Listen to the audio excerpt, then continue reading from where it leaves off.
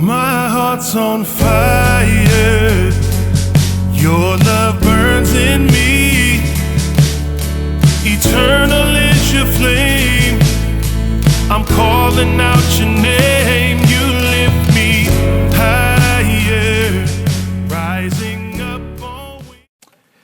Well, I want to welcome all of you to this seminar. My name is Pastor Charlie Avila with Clovis Christian Center. We're recording 20 videos. There's going to be 20 short videos available on YouTube, and I encourage all of you who are watching me right now to watch every video. They're short, to the point, and we have an outline here with our class that you can get from our website, teacherthebible.com. You can download the PDF, and also the PowerPoint will be available from there too. Just type having sex with your boyfriend on the search line of our website, teacherofthebible.com, and then you can download all that, those files.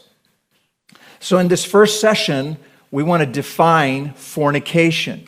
This is a word that is not used very often today. It is in the Old King James Bible. We see it a lot. Most of the translations that you have today, the modern translations, use the word sexual immorality. But we're going to define fornication. Where did we get that word? And we're also going to define it from the New Testament. So if we were to look at a dictionary, it just simply gives this definition: having sexual intercourse with someone to whom one is not married. You're not married, you're having sex, you're fornicating. Where did we get that word? That's an unusual word. It doesn't have the word sex in it. Fornication doesn't have the word sex or intercourse or anything like that. And where in the world did we get the word fornication? Well, as most English words are, and Spanish words, they come from the Latin language. And so, in Rome, we can start there, there used to be these structures that were gates into the cities. And you could just use Rome. There was these large gate structures, and they were called the fornix. The fornix was where prostitutes would go and stand by the gates to solicit their services.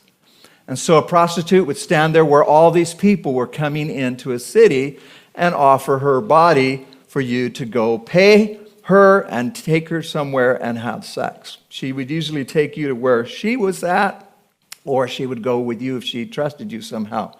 But a fornix was the place, this gated area here, where prostitutes solicited sexual things.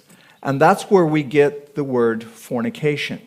You go and buy a prostitute from the fornix to go have sex with her. So that's where we got the word fornication.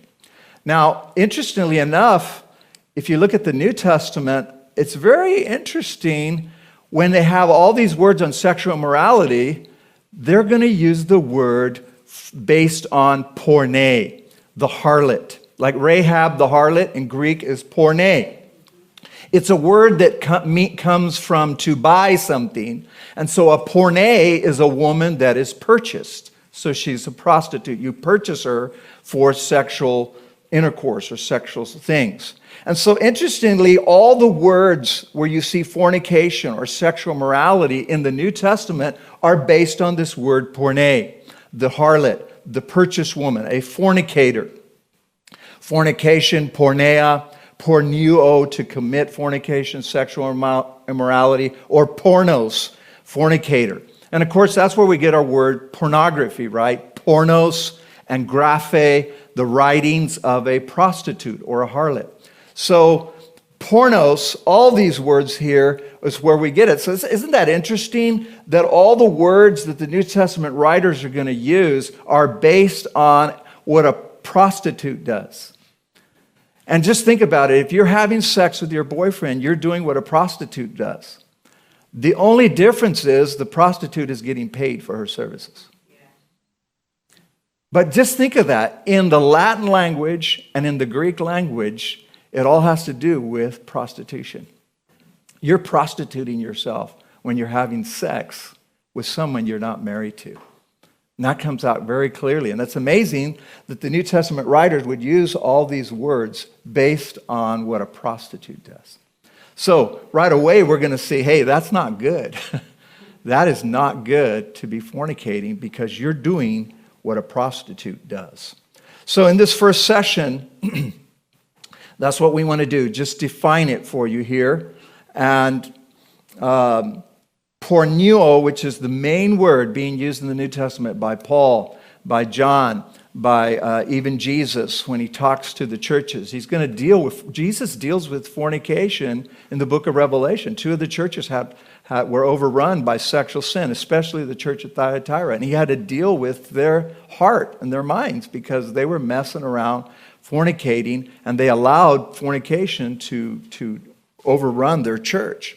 So porneo means to act. Literally in Greek, it means to act like a prostitute.